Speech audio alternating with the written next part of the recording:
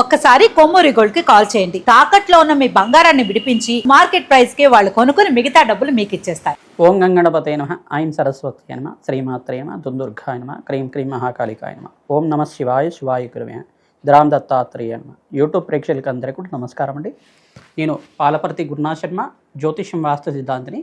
మీకంతా కూడా గోచారిత్య గ్రహాల యొక్క స్థితిగతి కదలిక వాటి ప్రభావం అంతా కూడా మేషాది ద్వాదశ రాశుల వాళ్ళకంతా కూడా ఎటువంటి గ్రహ గోచారంలో గ్రహస్థితి అంతా కూడా యోగకరంగా ఉందా, ఏ గ్రహాలకంతా కూడా శాంతి పూజలు ఆచిస్తే కనుక జీవితంలో మార్పులు జరుగుతాయి, ఆర్థికంగా ఆకస్మికంగా ధనయోగ ప్రాప్తి కలగాలన్నా, వ్యాపారంలో అభివృద్ధి కలగాలన్నా ఏ గ్రహాలంతా కూడా కారకత్వం అవుతున్నాయి విశ్లేషణ చేయడం జరుగుతుంది. ప్రధానంగా చూసుకుంటే ఈ రోజున మనం చూసుకోబోయే గోచార రీత్యా గ్రహస్థితి అంతా కూడా ఈ రకంగా ఉంది. ఈ యొక్క వార ఫలితాల్లో భాగంగా ఏప్రిల్ నెలలో అంతా కూడా 12వ తారీఖు నుంచి 18వ తారీఖు దాకా వార ఫలితాలంతా కూడా విశ్లేషణ చేస్తున్నాం.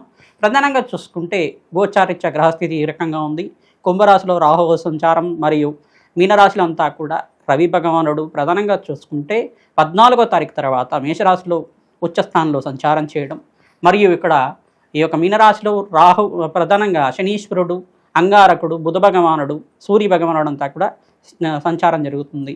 శుక్రుడంతా కూడా ఈ యొక్క వార మధ్యలో అంతా కూడా చూసుకుంటే 13వ తారీఖు తర్వాత ఈ యొక్క వృషభ రాశిలో సంచారం చేయడం జరుగుతుంది. ప్రధానంగా చూసుకుంటే ఈ గ్రహస్థితి ఈ రకంగా ఉంది. బృహస్పతి అంతా కూడా మిథున రాశిలో సంచారం చేయడం, మరియు ఈ యొక్క కేతు యొక్క సంచారం అంతా కూడా సింహరాశిలో సంచారం జరుగుతుంది. కాలసర్పదోషంలో ఈ యొక్క గ్రహస్థితి అంతా కూడా కాలసర్ప స్తంభంలో అంతా కూడా ఉంది.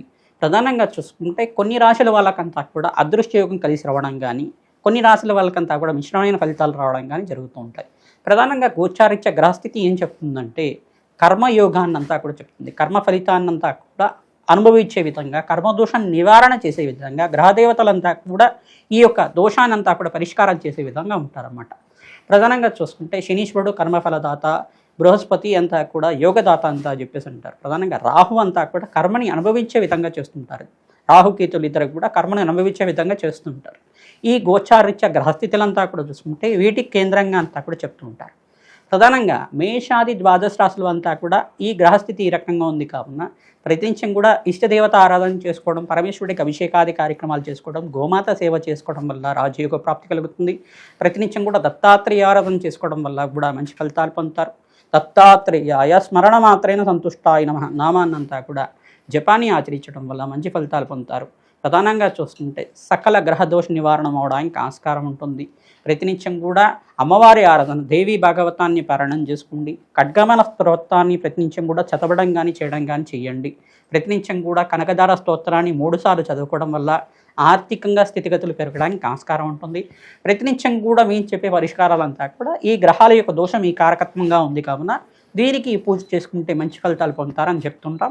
తద్వారా మీరంతా కూడా శీఘ్ర ఫలితాలు పొందడానికి ఆస్కారం ఉంటుంది. అదృష్ట యోగము, ఆకస్మికంగా ధనయోగం, ధనప్రాప్తి రావాలన్నా, రాజయోగ ప్రాప్తి రావాలన్నా గ్రహదేవతల అనుగ్రహం కావాలి. తద్వారా నవగ్రహ ఆరాధన చేయడం వల్ల సకల గ్రహదోష నివారణ అవుతుంది. తద్వారా ఏ రాశి వాళ్ళకి అత్యంత యోగకరంగా ఉన్నాయి విశ్లేషణ చేయడం జరుగుతుంది. ప్రధానంగా మకర రాశి జాతకులంతా కూడా చూసుకుంటే ఇక్కడ బృహస్పతి మిథున రాశిలో సంచారం చేయడం వల్ల అత్యంత యోగకరంగా మారబోతున్నారు. శని భగవానుడంతా కూడా 3వ స్థానంలో సంచారం చేయడం వల్ల రాజయోగ ప్రాప్తి రావడానికి ఆస్కారం ఉంటుంది. శనీశ్వరుడు మీకంతా కూడా యోగకరంగా మారడానికి, అధికంగా లాభాలు గణించడానికి ఆస్కారం ఉంటుంది. స్వల్పంగా ఇక్కడ అంగారకుడితో కలిగితో ఉన్నారు కావున ఇష్టమైన ఫలితాలు ఇస్తూనే యోగకరంగా మారడానికి ఆస్కారం ఉంటుంది. సూర్య భగవానుడంతా కూడా ఇక్కడ చూసుకుంటే మీకు ఉచ్చస్థానంలో మార్పు జరగడం వల్ల సంపూర్ణమైన ఆరోగ్యవంతమైన జీవితం జీవించడానికి ఆస్కారం ఉంటుంది. దూర ప్రయాణాలు చేయడం వల్ల ఆర్థికంగా స్థితిగతులు పెరగడానికి ఆస్కారం ఉంటుంది. బంధుమిత్తి యొక్క సహాయ సహకారాలు పెరగడం వల్ల మంచి ఫలితాలు పొందుతూ ఉంటారు. నూతన పెట్టుబడిలో పెట్టుబడి పెట్టుకోవడం వల్ల లాభాలు గణించడానికి ఆస్కారం ఉంటుంది.